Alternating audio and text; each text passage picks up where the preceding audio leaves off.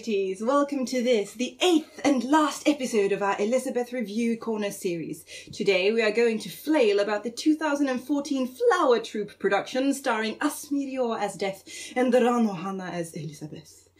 And this means that the day has come. It is Miriobeth time! Who's excited? I'm excited. And who am I, you might ask? I am Lela, and with me today are two wonderful people who will put up with my flail, Anna and Erling. Hello, darlings. Hello, Lela. Thank you so much for doing this with me. I kind of can't contain my emotions. So let it all out. Let it This go. is the place. Let it go. Oh yes, absolutely. So let's go into general impressions first, and then we'll go into characters and then favourite scenes. This show and production is what got me into Zuka to begin with, and I'm not going to be able to share everything I love about this production in just one podcast, so I shall attempt to restrain myself. But this is a great production music-wise. All the ensemble songs are perfection. The high notes are a bit harsh on Ranohana, unfortunately, but it still sounds really good for the most part. And the musically talented Zuka fan E-Mercy is doing a musical analysis of Elisabeth based on this production. So we'll link to that in the blog post if you are interested in things like that. So, who would like to start? Gillian, what are your general impressions? Well, I also really like this production. I think it's amazing. And I was so excited when they announced the cast for this Elisabeth, like back in 2014. I was like, ooh! Or, I don't know, when did they announce it? In 13, 14? When they announced it, I was really excited. After I became a fan in 2011, so this is like the first, Elisabeth production that came after me becoming a fan, so I was really excited for it. And I also really like a Zoom video, so I was very happy. And and I don't think I'd considered the possibility, of her doing Tot, but then when the announcement came, I was like, yes, oh my god, this is perfect. Oh, amazing. So I was like, this is what I've been waiting for. So yeah, I didn't really know much about Takarazuka at this point, I should say, but like the, top 4 people, I was like, yes, this is perfect. Everything is perfect.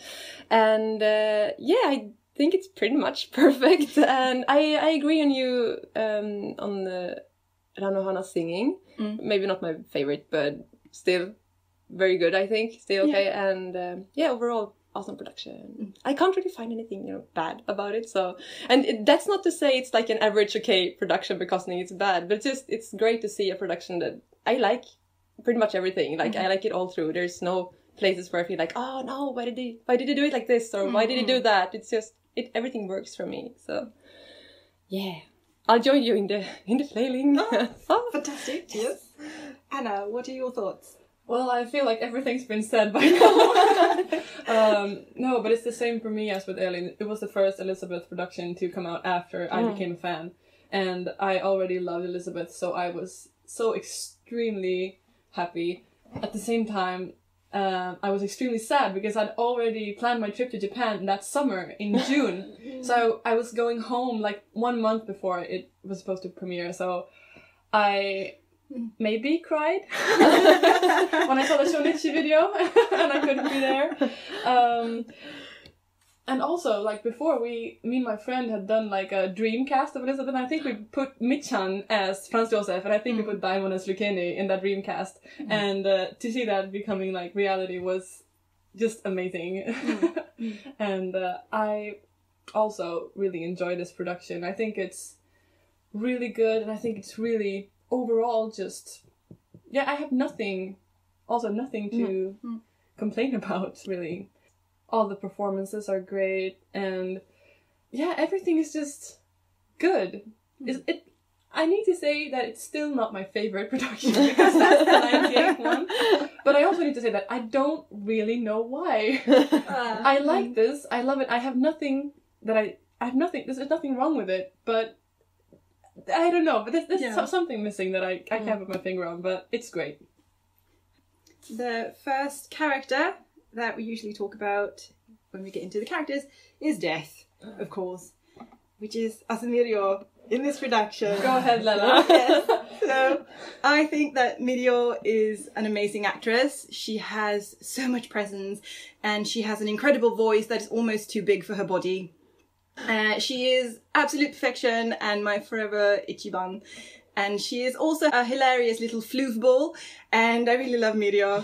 her death is beautiful and deadly, like a poisoned cake, a thin, beautiful shell full of rotting potatoes. Anyway, the first scene when Death enters is always backlit, and it is to have shadows over the face, and they really managed that with Meteor. I think more so than with other deaths, because the way it hits the angles of her face makes her facial features stand out in a really creepy and skeletal way. Like really dark shadows under her eyes, and it's so creepy and it's so fabulous. And then she is also a Muriel Burb, because the outfit looks like a burb. It's just a sword and a wing and floof, and I can't take her seriously. And I have lots of comments about Meteor, which are quite specific. So I think I'm gonna hand over talking about Meteor right now to Anna. Okay, so we'll just take your specifics afterwards. We can do that. Yes. Yeah.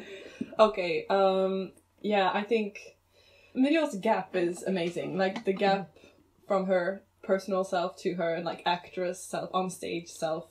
Like, the on and off switch is incredible with her, because she's so cute, and I don't know if she's shy, but yeah, like, very cute and humble and adorable as a person. Well, she seems to be.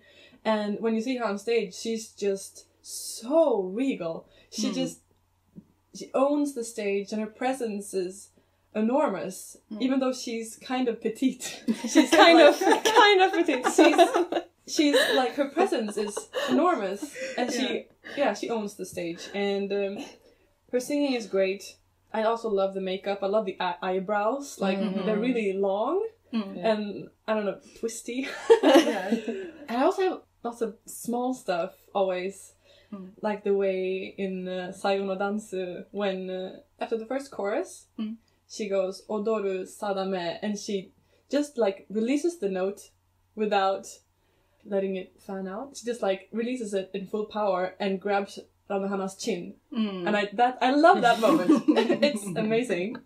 I have a Saigo no Dansu comment as well, is when she kind of stops and then she turns her head with the tune to the music. And anyway, so that head turn kills me every time. So much determination and 10 buckets of sex appeal.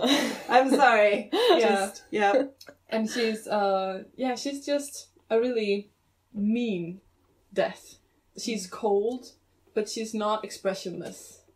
She's sexy, and I don't know. She's just regal. She's so regal. That's the word for me, I think. I also absolutely love Asumidio's death, and I think we've established in previous Elisabeth episodes that my favorite Elisabeth version is actually not the Takarazuka version. It's the like Vienna version or Toho version. I know you shouldn't really compare because they're very different versions. They're not really the same show for me, but I still love the Takarazuka version. And whenever I get like, a flirt or a hint to the other production, I'll jump on it and I love it forever. And there's so much of this in this production, I think. And I agree, Muriel's death is really like scary and evil. I think mean, cold and calculating, but not poker face. She's like, you see a lot of expressions on her face, and she just has this really evil vibe, I think, and I love it. And also singing, great voice, of course. I just have I have to mention this because this is my thing, and it's my thing. It's the reaction before Aitashi no Rondo, Yes. And Mirios is one of the best, in my opinion, because when Ranohana says "Watashi o kaeste," Mirio just stares at her for 30 seconds, just stares at her disbelieving, what is happening at the same time as she starts singing. And her expression changes, but she still just stares at her right into her eyes, you can see that he's so affected, and what is this person, and what is this I'm feeling right now? Oh yeah. And I love that you see that. I've said it before, I love when you see what Death feels in that moment, and I think Mirio does it so greatly. I agree completely.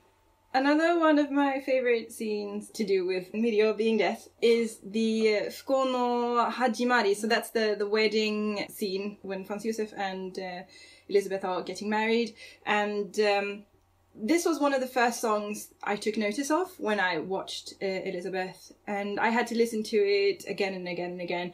And it always starts with a hand gesture from Death, and Mirio has the same hand gesture as Mizunatsuki and Senajun had.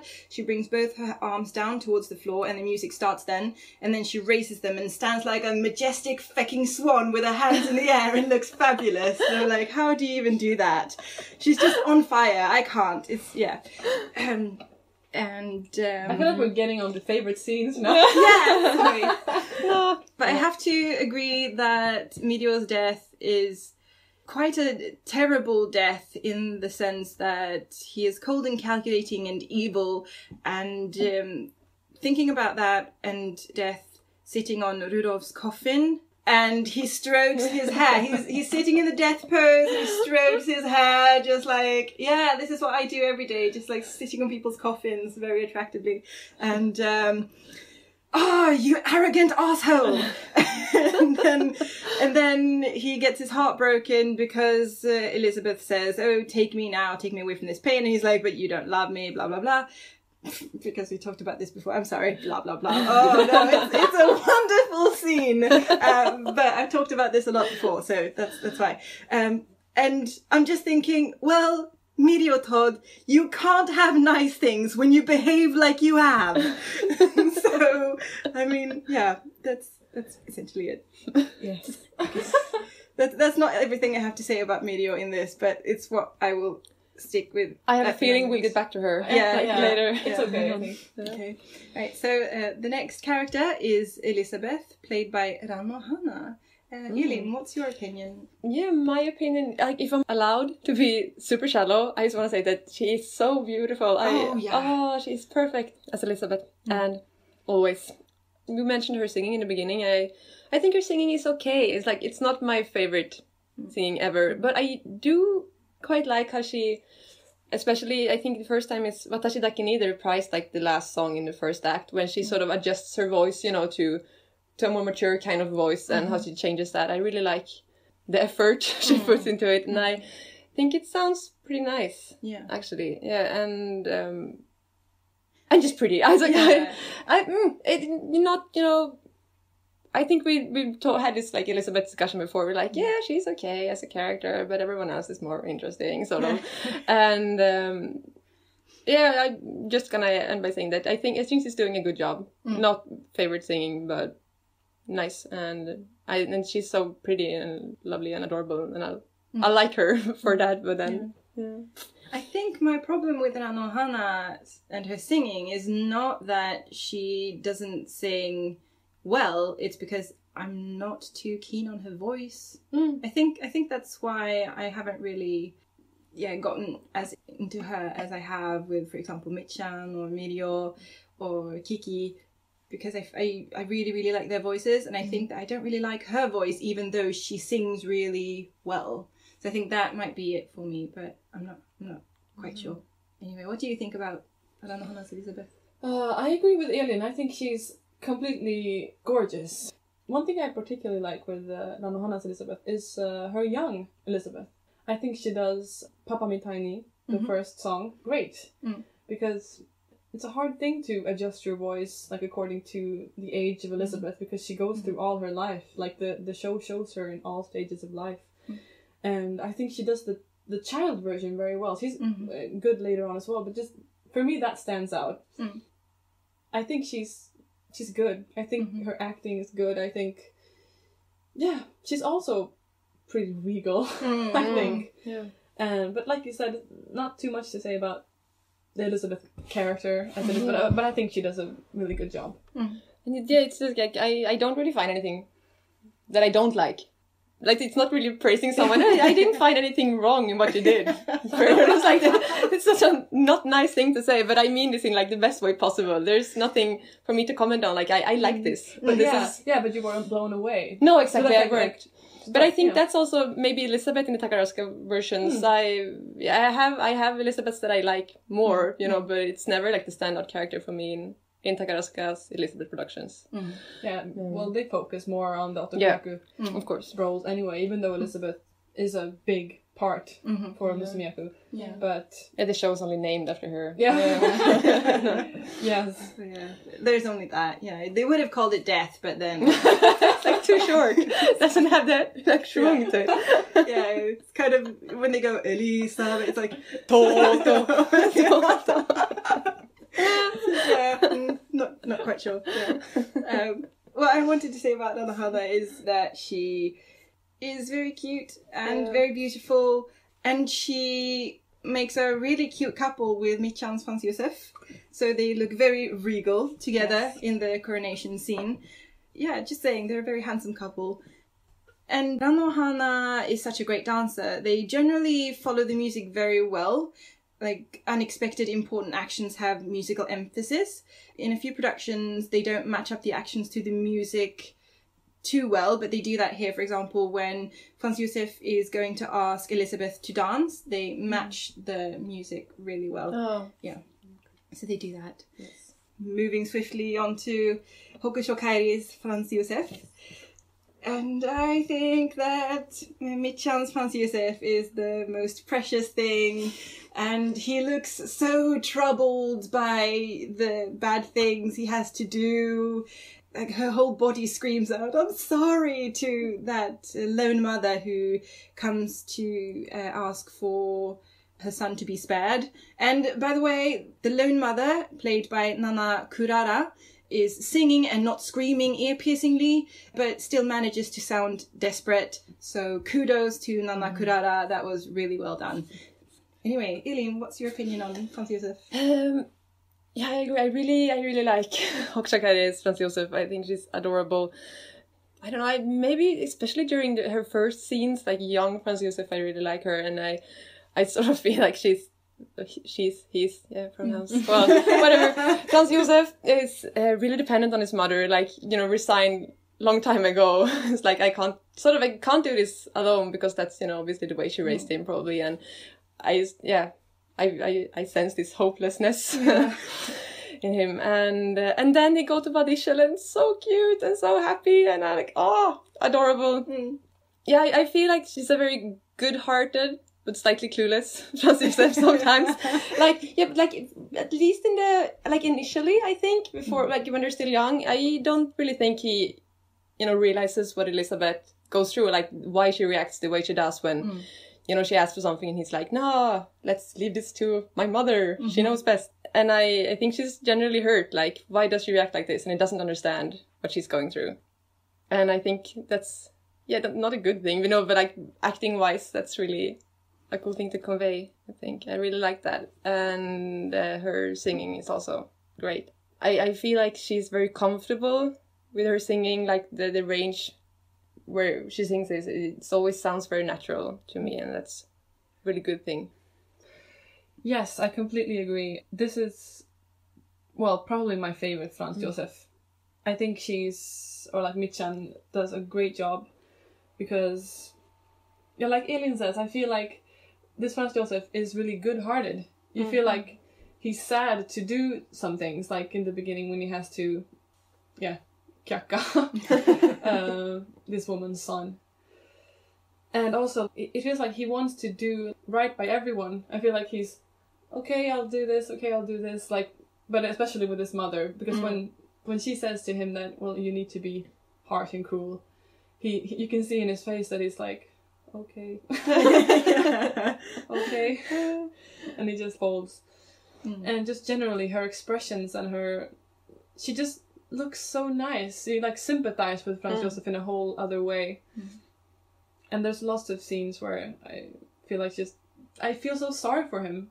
And this is the first Franz Josef that's made me cry, actually. In the last scene of the first act, where he tells Elisabeth that he's agreed to all her conditions, and he will choose her instead of his mother. That scene just makes me cry with Michan, because it's so heartfelt. And I don't know, she manages to convey this some kind of goodness and just so much emotion. I don't know if you know what I mean, but and then she has the angel voice. That everybody knows, Michan's trademark. Yeah, like a very emotional Franz. Like the outside is not as hard and dry, and like, I don't know what to say. The facade is not as strong as in many other Franz Josef. And the first time you actually see Franz Josef being harsh is with Rudolf. Before that, you never see like the hard, like outer shell and like the emperor kind of side of Franz Josef, really.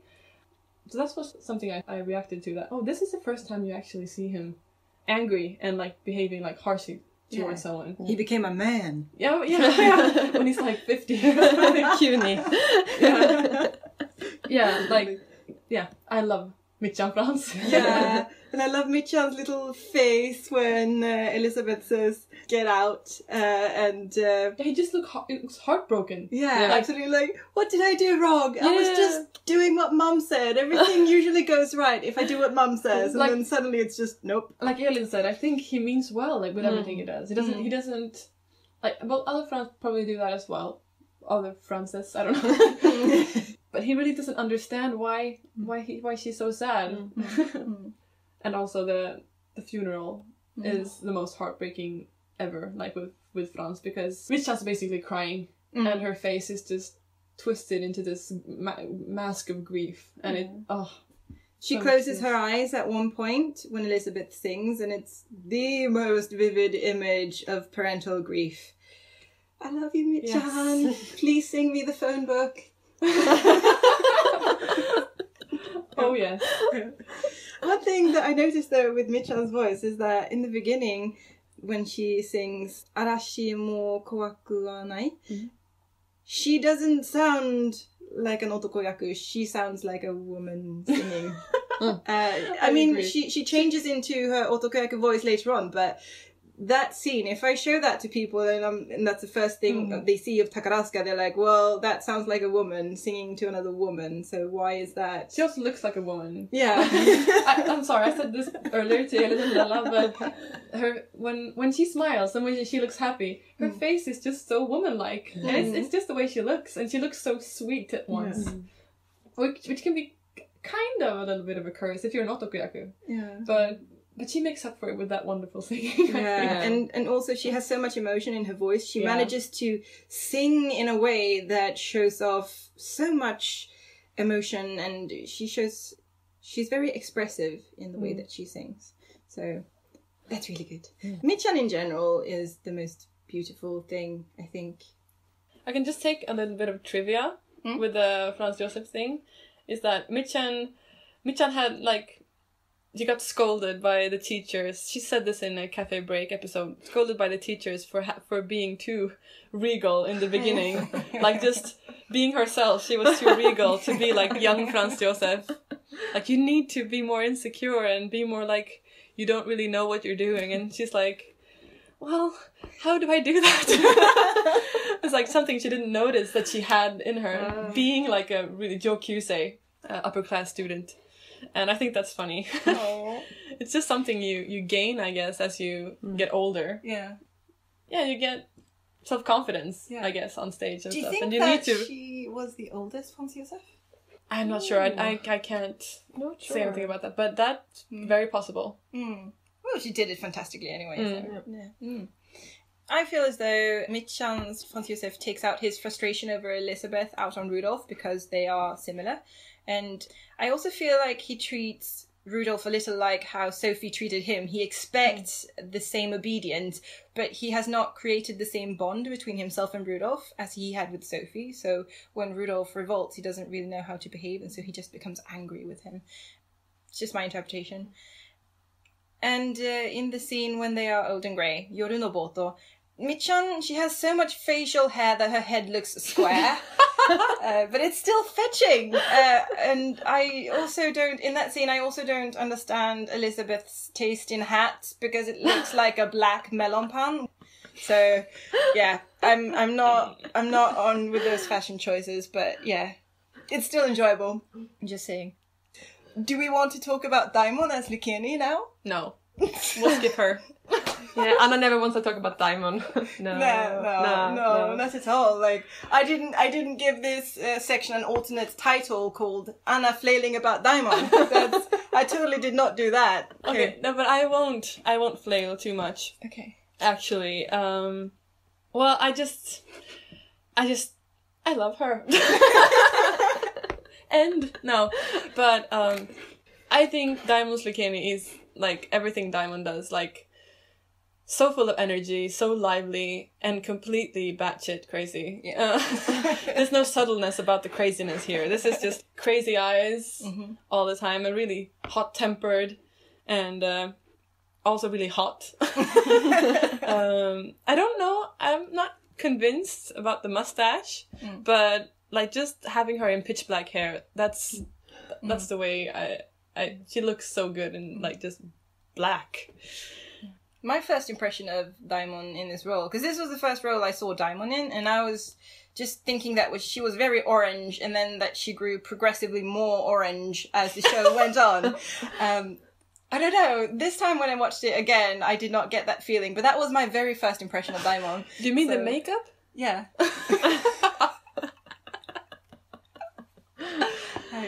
That's hilarious. I just feel like she's enjoying just doing this so much, and just having a ball all the time. And that she enjoys, like Lucchini enjoys doing this performance for the judge, yes. He enjoys doing this performance for him so much, and yeah, just going crazy. And I really don't have that much more to say than I love her. And I love the craziness. And then there's, like you said, lots of small details that I don't feel like I can go into that here, so I'll just leave Are you it. sure? Yeah, I'll just leave it to you guys. Okay. Well, my notes start with darling dirtbag, dearest scumbag. And I feel that kind of encompasses everything I feel about Daimon Lucchini. She's a very sleazy character, but I love it. It's great. There isn't the slightest smidge of insecurity in Daimon Lucchini, and he isn't scared even though he's on trial. It's either as though he doesn't care about the consequences, or that he is so certain that he is not the one to blame for this situation that there's no point in feeling scared or guilty. And anything Daimon does is kind of automatically awesome. That's just the way things go. Word. Yes. I love when she leans back and laughs. I think that's such a...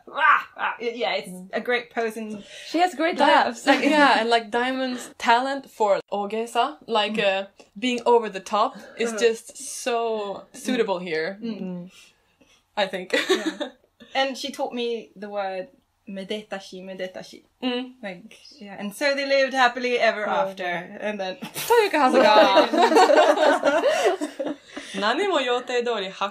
Yeah, it's so biting. Yes, anyway. And Daimon Kenny has a lot of lower teeth going on. Like, there's the mustache and then there's the lower teeth. And it's fun and great. Does she do that in other shows? I don't think so. I think this is a Lucchini kind of facial expression. That's maybe. Yeah. And I wish that I looked as cool tying my apron when I worked as a waitress as Daimon does. Working as a waiter on stage. And also, her voice changes completely when she is talking as a waiter to the customers and when she is talking to the audience. So you can tell she is service-minded. She would be the greatest waitress ever. Waiter.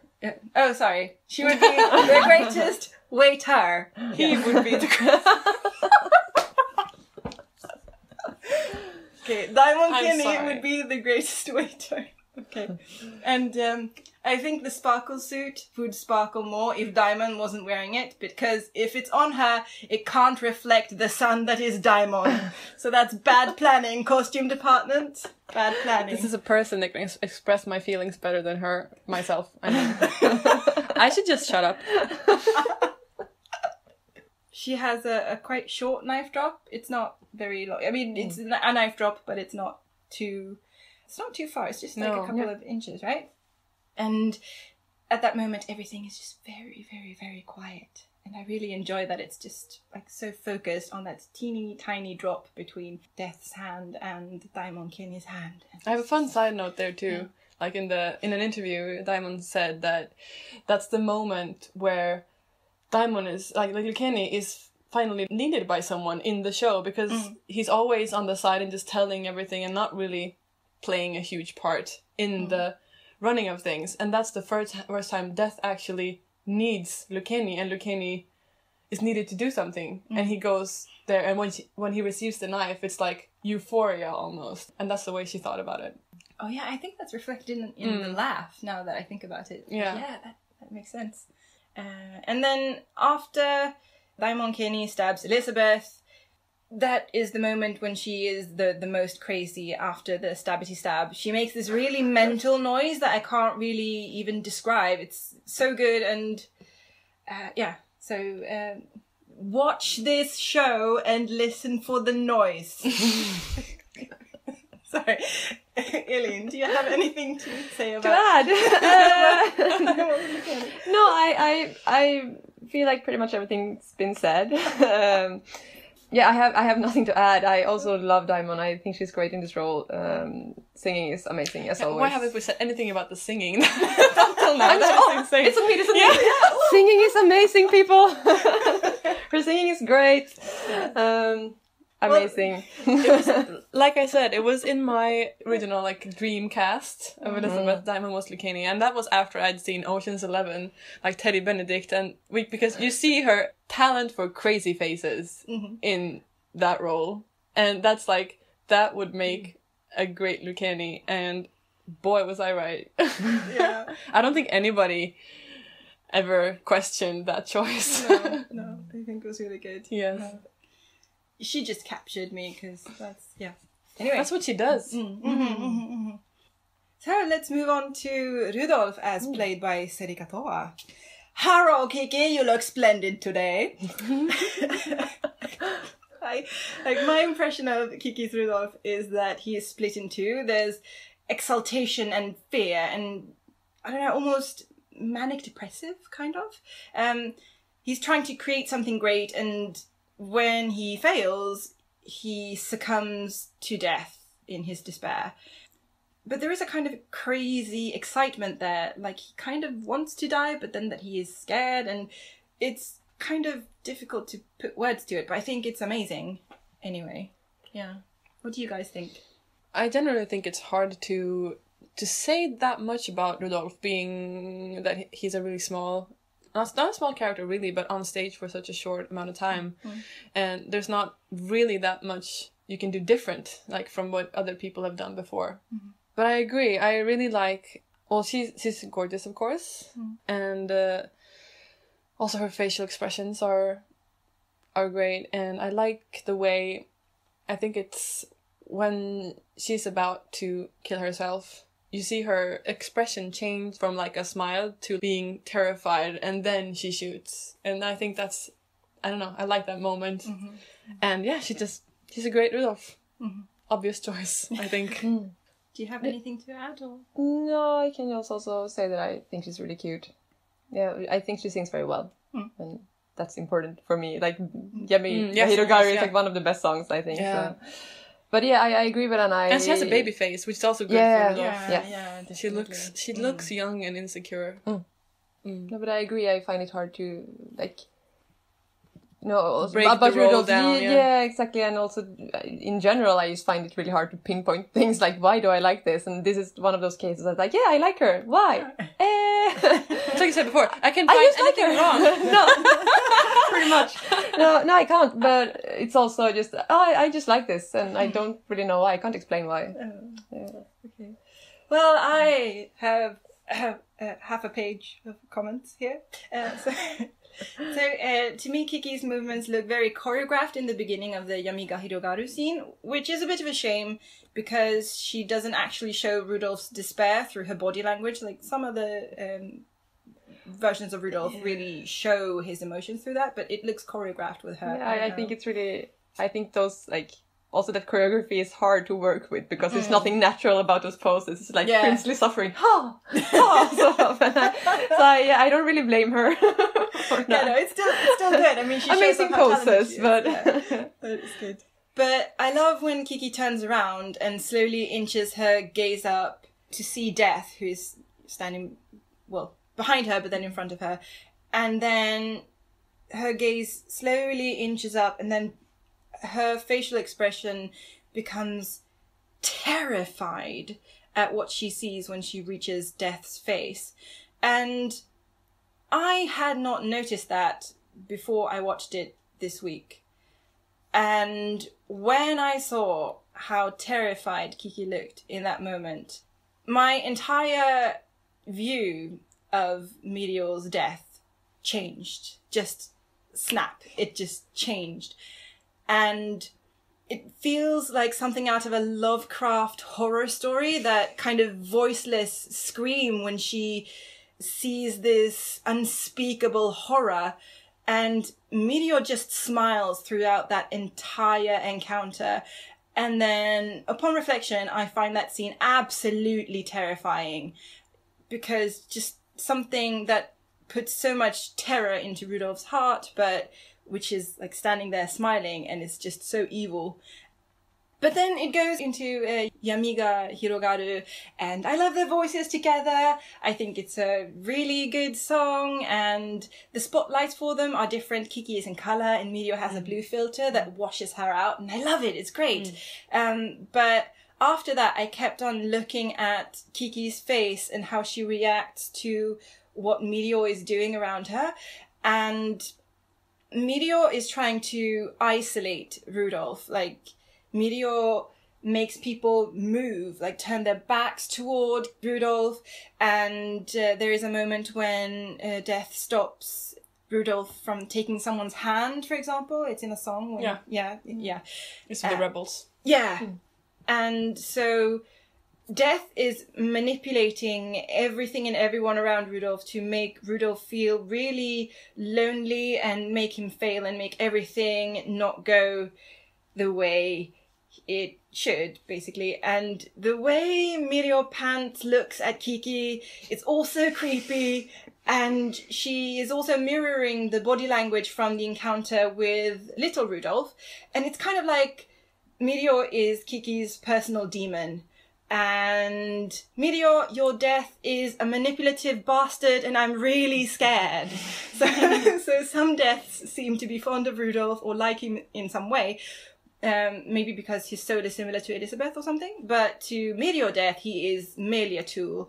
She is so in control, so dispassionate, so calm and commanding, tempting and terrifying.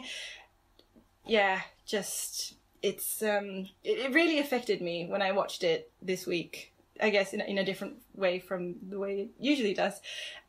And then there is the scene where Rudolph is trying desperately to just connect with his mother, and it's like this rejection is the first punch to the face, followed by the second punch of her refusing to help. And Kiki smiles this smile that is so full of despair, and everything in me hurts. And then I love Kiki's voice when she is singing, and there's so much emotion. And then when we get to when Death and the Black Angels are taunting Rudolph, just before he dies, it kind of looks choreographed again. Although Meteor kicking Kiki across the stage is perfection. So I don't know what I feel. But then, as you talked about before, Anna, Kiki Dolph's expression as he raises the gun to his head is this terror and momentary excitement or elation, and then numbness and fear, and oh god, Kiki, don't do it, don't give in to that fucker. Right? And then afterwards they have an excellent Zuka kiss. But Meteor, what is that look on your face after? That was like a post-coital facial expression. I'm just, what was that? I cannot. Okay. Sorry, that was my Rudolph rant. I do apologize.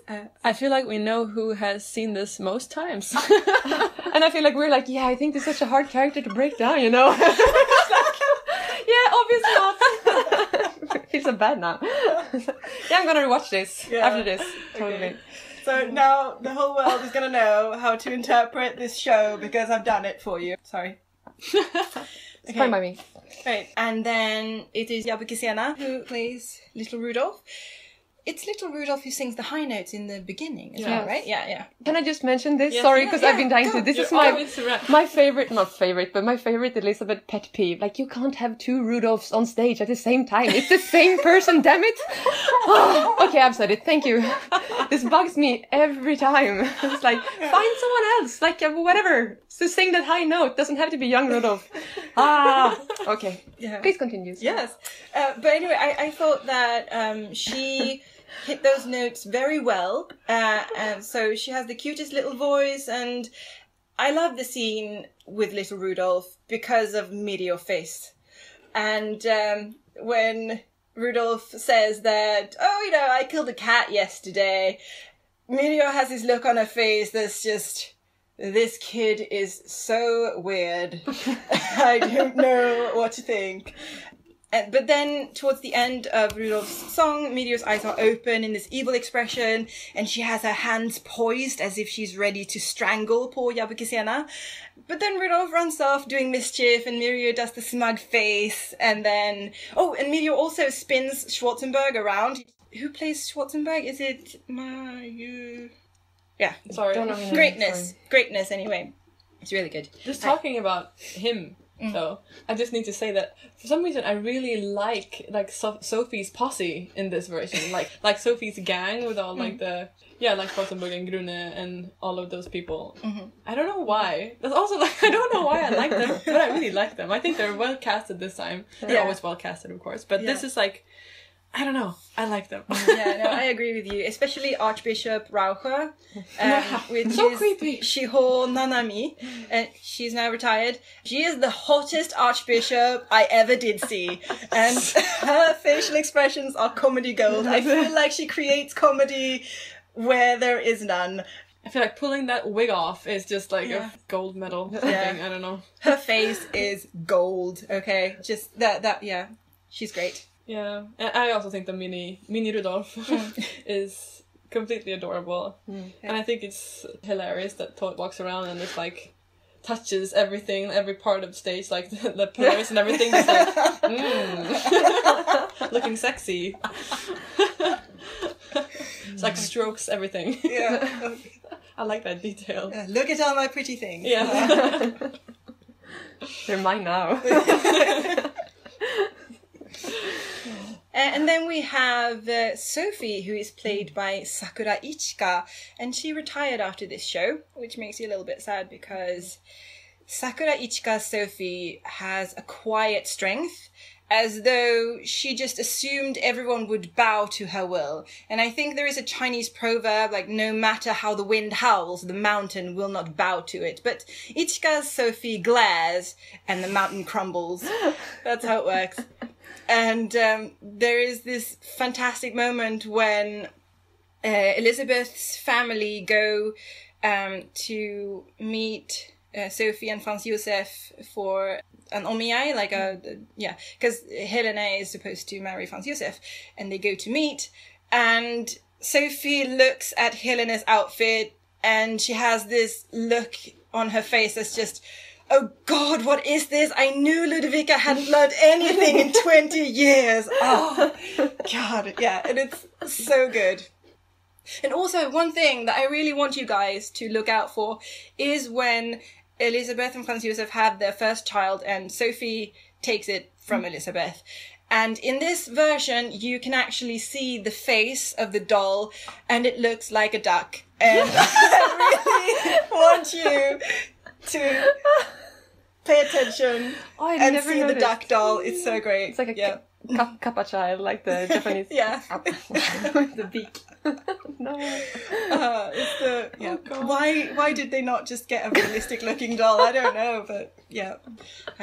Do they use the same doll in other productions? I want to know now. But, I would think so. They switched a doll for an actual duck to see who would laugh first. It's like recording day, prank time. Oh God. Anyway, what did you guys think of Sophie? I think she's the most gorgeous Sophie ever. I think she looks great. MILF. And she has an amazing voice. Mm-hmm. And as I've said before, I love voices. And I love her voice. I feel like she doesn't enjoy tormenting Elisabeth as much as other Sophies sometimes do. I feel like she's just harsh and just like, this is what you're supposed to do, do it. But she doesn't enjoy Elisabeth being in pain, I feel. And she's awesome. Yeah, I've also written down the same thing. Like, not evil, but just very harsh and stern. Like, this is the way it's supposed to be. And I'm just going to teach you this now. Not in a very nice way, but, do this. And, yeah, I also like her singing a lot. I think she's a great singer. And, yeah, this is fun, because I think she has this, like, sort of evil makeup, but I don't feel like she's actually evil, which is, but she looks pretty scary, I think. Yeah, she's not evil in the sense that she feels No. like the evil stepmother or something. No, she no, feels exactly. like she just does her duties, and She's an Iron Lady. she's Yes. yeah, exactly. Yes, totally agree. Right. I would also like to mention Yu Marin, who plays Max, Elisabeth's father. And I love Yu Marin. She plays Lady Bracknell in Hanagumi's recent Earnest in Love, and she sings Handobagu wa haha oya to wa ienai. Yeah, right. Anyway. And I was hoping that she would get to play Sophie in the Sora 16 version, because I read that she might have liked to play Sophie, but she is Max in that production too, and with good reason, because her Max has so much personality. I see so much in him. There is fondness for Sissy and playfulness and a free spirit, but you also sense a pride in his position in life and vanity and self-absorption. I mean, how do you show all of that in one song? I don't understand. Yu Marin is also okay. Keep an eye out for her. And then the you-know-nothing look that Max sends to Sophie during their song is pure gold. It's arrogance and contempt. Just so good. Yu Marin. Okay, right. Right. 以上です. I love the little detail that Yumarin is fixing her hair, like during the song Papa Mitai fixing her hair, looking into the mirror, and then putting on her hat. And then Sissy comes and takes the hat, and and the father just becomes like, oh, I have to do that all again, and starts fixing her hair again. And it's I love that little detail. They did it in the Soragumi version now too. Yeah. It's just, yeah, that's like the vanity and stuff. It's so good. Yeah, absolutely. Yeah. And also, I think we wanted to talk a bit about Taigarin, who plays Madame Wolf. Yeah. Mostly just saying, I she's probably my favorite Madame Wolf. She just has, like the otokoyaku, I don't know, power, like, to it, and just becomes so much more of a woman because of it. I don't know how to say it, but she just, like, rocks it. Yeah, completely. She really enjoys it, I think. She really enjoys it. Yeah, she's having a ball. Yeah, and also her voice is amazing. Yeah. She retired after this show, didn't she? I think so, yes. Yeah. Unfortunately. Because she was... Yeah, I've just written that she kicks ass. Yeah. She's awesome. And also about that scene, the Madame Wolf scene, I think we all love Michan's double take in the beginning when they bring in the fish and the fowl for the food, and Michan does this incredible double take when she sees what they brought in, and that is just the most adorable thing. And she's just, her expression is like, what is this women thing? I don't know.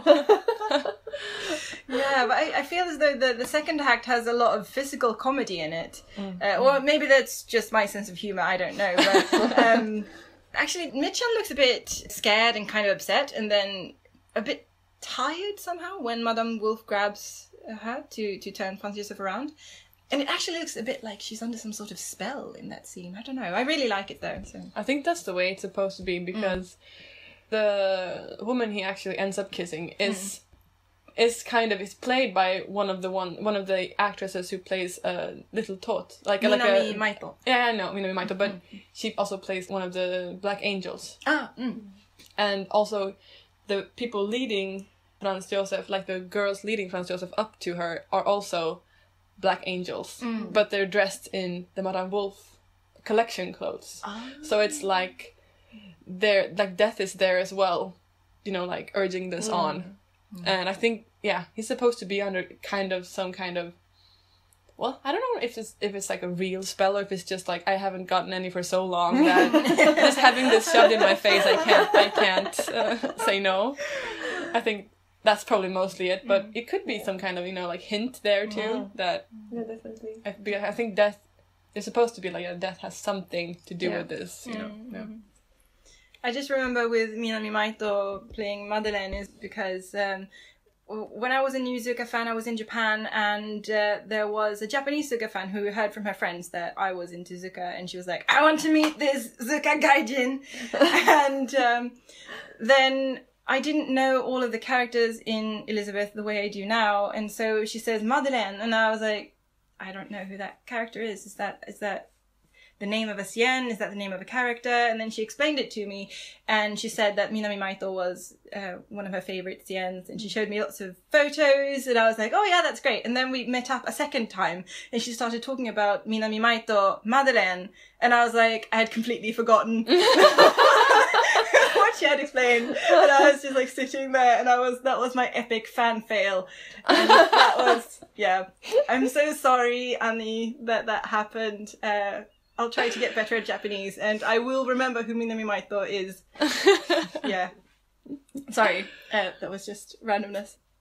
Then we have Yuzuka Rei, because I think she needs to be mentioned here because she played Death in the Shinko. Oh. And Kano-chan, who is the current top star, but who's going to retire, she played Elisabeth in that Shinko. But anyway, Yuzuka Rei, she was double cast as Yura and Rudolph. So there are some clips of her doing Yami ga Hirugaru with Mirio on the internet somewhere. And she has a perfect little voice, and her moustache is a bit too big for her, I think. They just slapped it on there. Yep. You didn't have time to fit it to her face. We have during the whole run, we had no time. We have some Franz Josef stuff left over. Just cut one of his sideburns. Gosh, let's do this. You would totally not notice it if you cut like half of them off the sideburns. And I spotted Kano-chan among the maids, and I feel like a proper Sherlock Holmes. I really like that about it, because we talked about this, like, oh, did she only have like that character, because it's not a big character, but there are no good like female sort of Niban Temusumiyaku roles in Elisabeth. Because really. they will never be cast as Sophie or Ludwika. No, exactly. That wouldn't happen. So, but she's among the maids, right? And then she sort of, you know, she levels up. So when Elisabeth's out and about, like traveling in Europe or wherever, she's her, like, I don't know, main maid. At first, when Sophie's still around, she's just one of the, you know, one of many maids. But then when Elisabeth becomes the empress, she's like the maid. Yeah. Good for her. Yes. And I also want to mention here that even the discordant crowd noises are perfection. Why so perfect, Hanagumi? But that it's always I'm just every time I watch Elisabeth, I'm like, how can you make like discordant crowd noises sound perfect? Yeah. It's like, I don't know how, but it's a really satisfying sound. Like it sounds like a perfect discordant crowd. I mean, it's kind of like they must have composed that. They must have had like a musician sit down and be like, these okay, are the notes. What kind, I think so, because it's always the same like discord. And if you wonder what we're talking about, I think we're talking about the scene with the Hungarians where they're shouting, like they're cheering for Elisabeth. When the curtain comes down and you just, That's exactly it, yeah. And I also love the moment when someone says, Hachimitsu Paku! And someone else goes, wow! It's just, what? And this is in a song where they're talking about what Elisabeth's ways of keeping herself beautiful are. Yeah, and it means the honey pack. And for the face, So. She bathes in milk and covers her face in honey. Yeah. So, if you want any tips. Yeah. And that means, well, I mean, milk is better than blood, given. But, not if you have like poor people on the streets not having any milk, though. Yeah, that's the thing. No, let's kill the poor people. Take their blood. I don't see how blood is better than milk, but yeah, I can see that both are bad, maybe. I didn't say human blood. Now you're okay. I'm pretty sure it has to be human blood if you're gonna be pretty. Like, I don't know about the blood bio business, but yeah, there might be some. And then there is also the moment when Death comes to the cafe when they are kind of planning an uprising kind of thing. And one of the is it Yura or Elmer or Stefan? I can't remember which one it is, but they say, "Oh, anata wa koko ni," like, "Oh, you're here," and Mirio says, Kigudes. I really like the way she says that. They have different pitches, they have different ways of saying it. I think each death has their own way of saying it, and definitely. I really like the way that Mirio says it. I just like, Kigudes. Yeah, so good. Sorry, I've already skipped into it, but what are our favourite scenes? Yeah.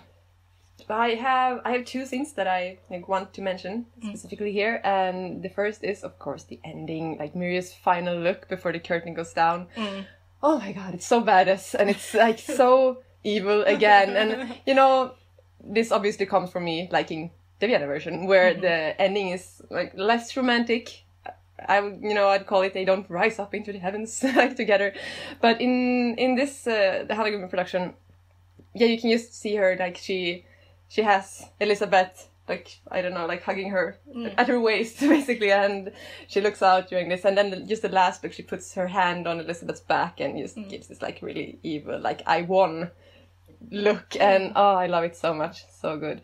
And I can sort of tie this in with the first song, like the opening, when that comes down, and she sings about, I take people's lives and I do it coldly, and that's what I do.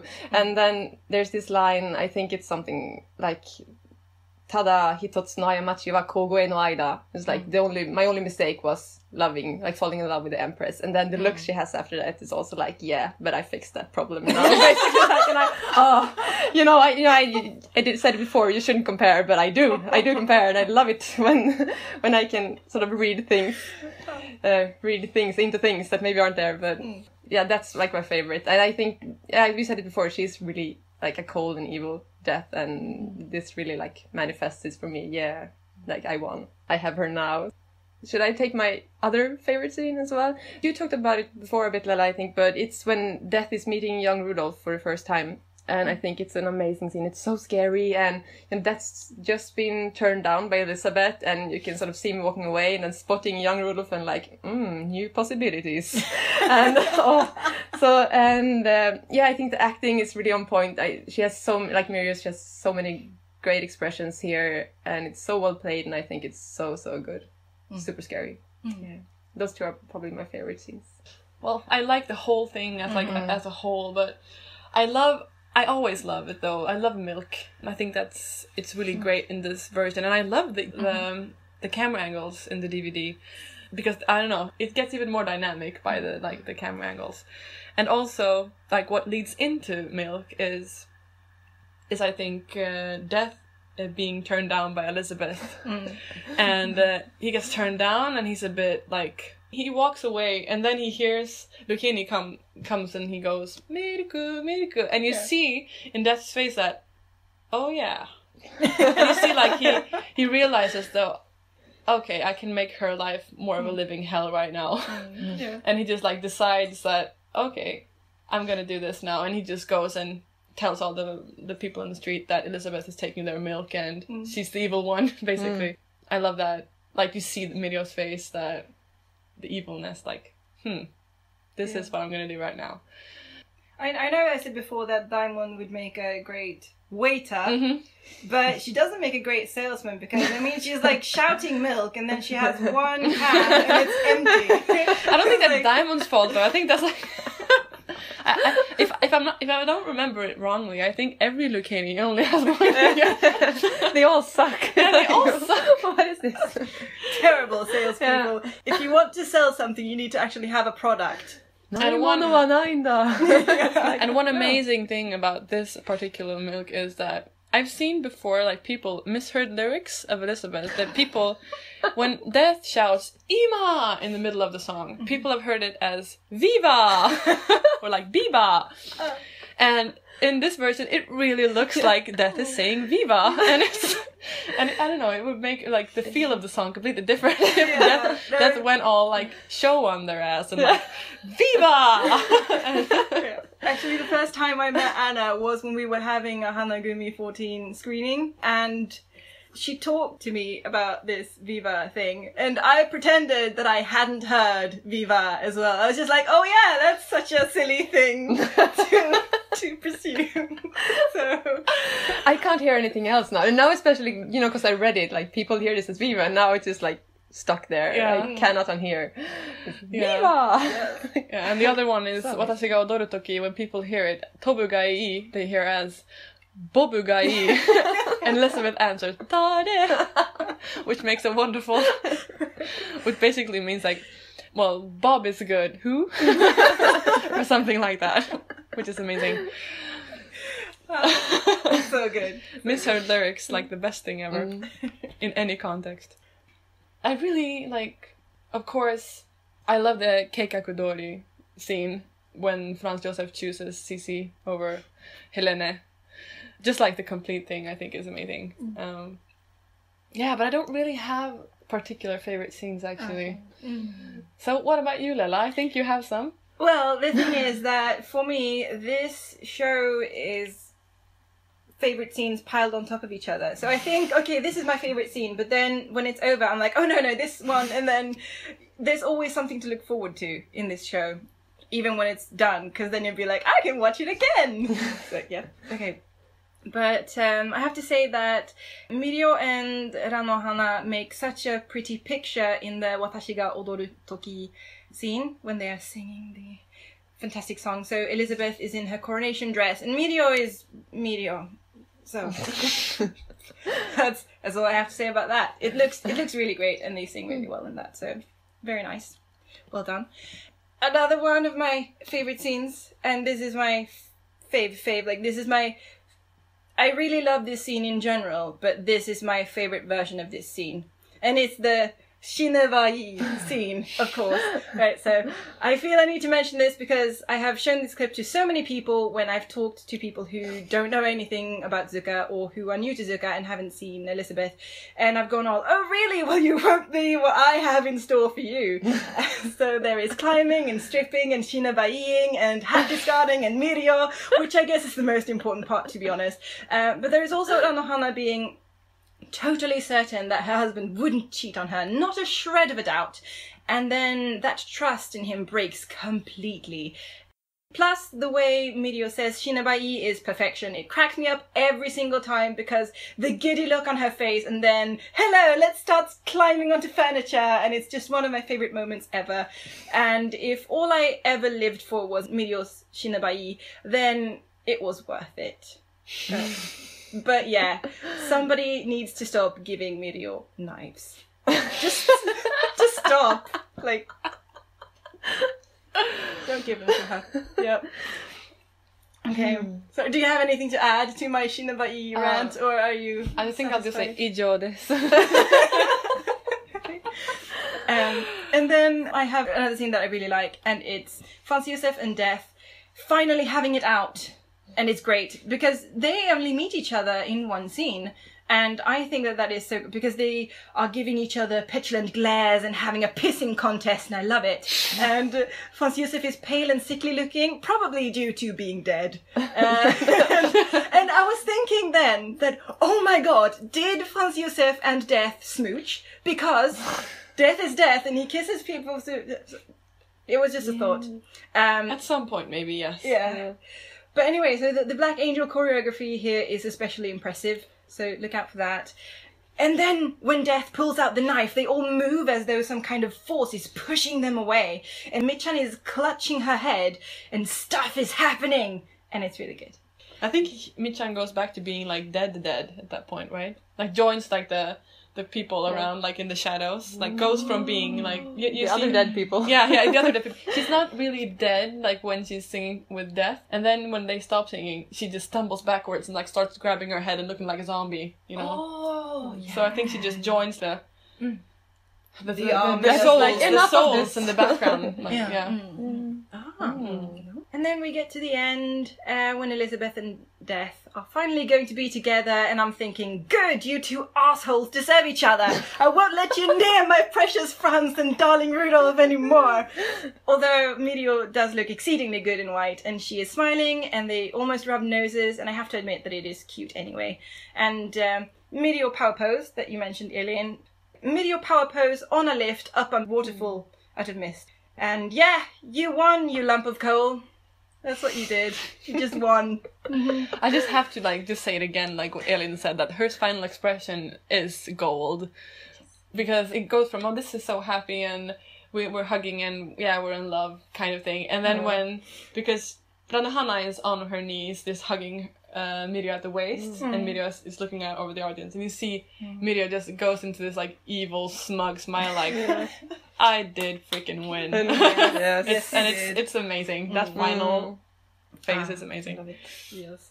And then we get to the finale. Yes. It starts off with Michan. She pops up and is the most beautiful, sparkly, smiley, sparkle, shiny Michan sparkle, smiley, shiny.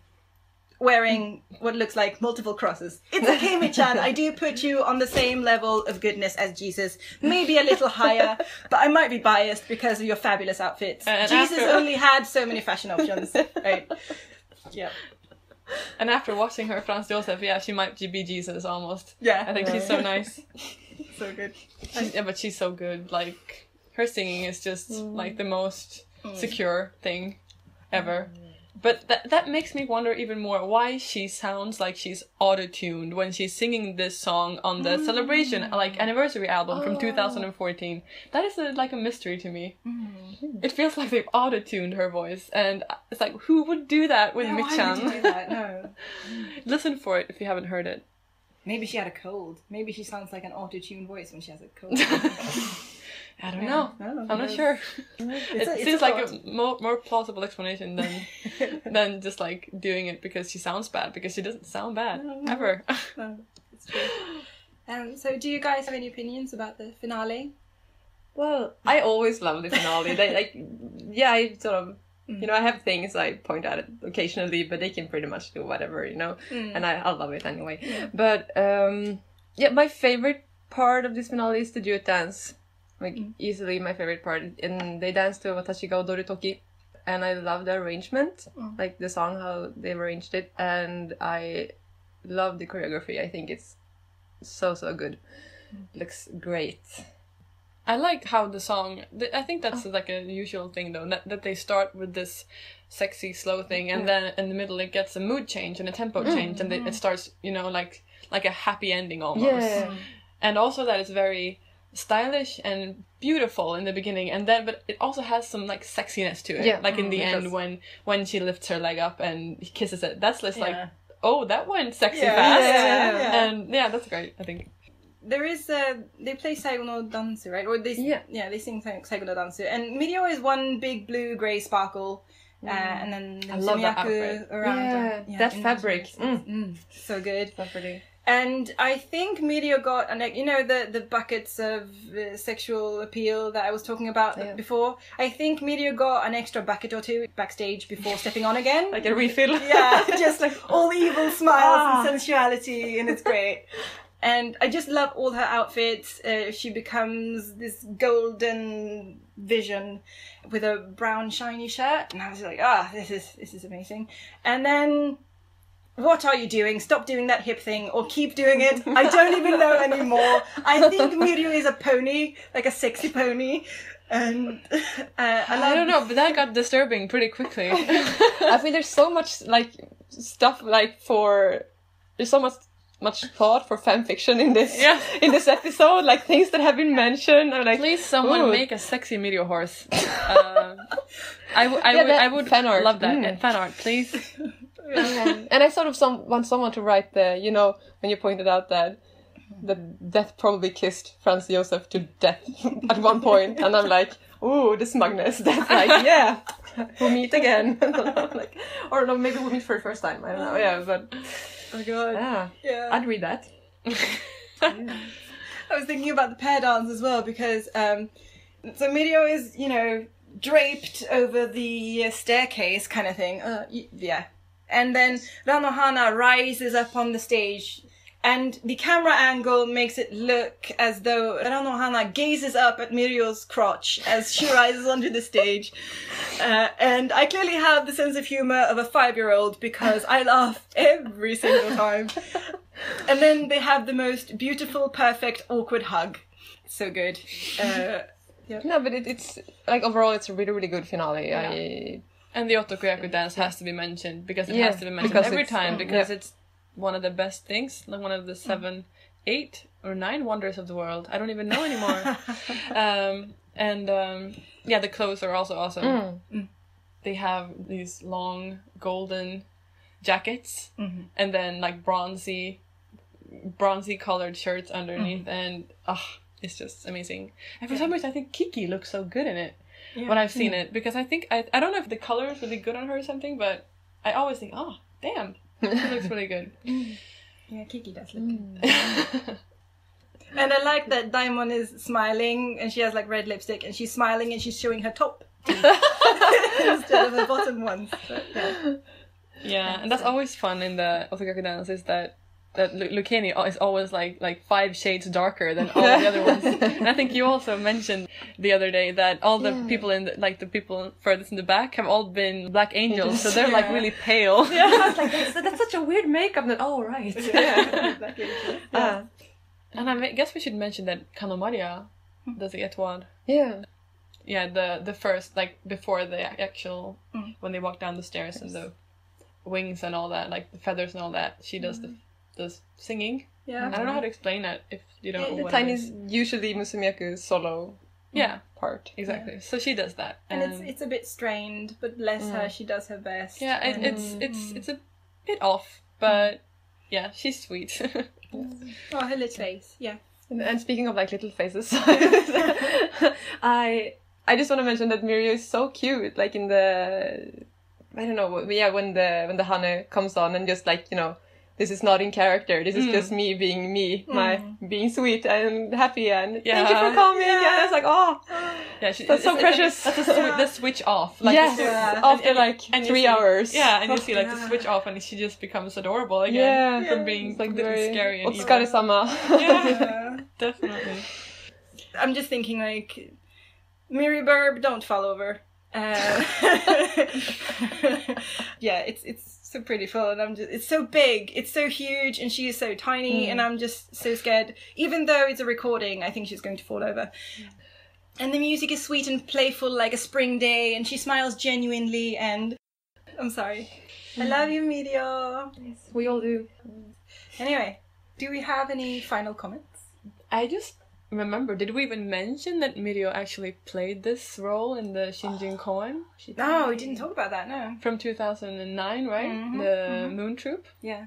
I personally haven't seen it. I think I've seen clips, but I haven't seen the whole thing. I've only seen clips from Saigo no Dansu where she wears like the cloak, and it looks so big for her. She has this super tiny head and then a super big cloak. And I was like really, maybe that's just me, but that's like how I remembered it, and I was really pleased when I watched the actual thing now, the Hanagumi version, like, oh, she grown into that clothes. It like fits her now. Or maybe they just tailored it for her, I don't know. Yeah. And her face was so baby facing at that point as well. I haven't seen anything else than that clip, so I can't really. Just fun fact. Yeah. There is a black angel who is the most gorgeous thing to ever gorgeous, and I think after staring at a Frozen dance sequence and photos for hours and trying to match the faces to the names, I have concluded that the gorgeousness must be Saezuki Runa. Right. I know nothing else about Saezuki Runa, but I think she has the most gorgeous face ever. Yep. Maybe, after Mirio's Taidan. And maybe I shouldn't even say that, but... No, you should not say that at all. But, yeah. I'm hoping we're getting another 10 years, she has to take over after Todoroki Yu. Sorry. Mirio being the new Tom, that would be something. Yeah. Sorry, you were going to say something about Mirio's Taidan? No, sorry. I was just saying that it's good to like someone else as well, like having your eye on someone like a baby. Oh, a little baby. Yeah. Okay. You can grow to love her as well. Maybe. Okay, I didn't say this. The mood is very awkward right now. Extremely awkward. Kimazui desu. Chou kimazui desu. No, I'm just like, I'm putting my hope into, Junko Emma Naoki. She has to stay forever as well because I love her. And, if Emma Naoki is there, I will survive. Whatever may happen. But anyway. So, do you have any final comments? No, it's just like, let's just conclude by saying we all love Mirio. We all love her death. Yeah. Mirio is a goddess, and Yumarin is awesome and should have all the parts ever. And Yeah, I really enjoyed this show. Yeah, this is definitely among my favorite productions. I think along with the 98 Sora production. This is so good. I agree with everything. This was the show that made me fall in love with Takarazuka, and so it feels very nostalgic to me to watch it. So, yeah. I think your feelings have come across in this. Sorry. Thank you very much for listening. This was the last episode of the Elisabeth Review Corner series. If you have made it through all of our Zukabeth corners, then I say kudos to you. Thank you for joining us today on this crazy adventure, and speak to you soon. Bye! Bye! Thank you also to the Arcanum String Quartet for their wonderful arrangement of Sumire no Hana Saku Koro. 以上です。ララララララ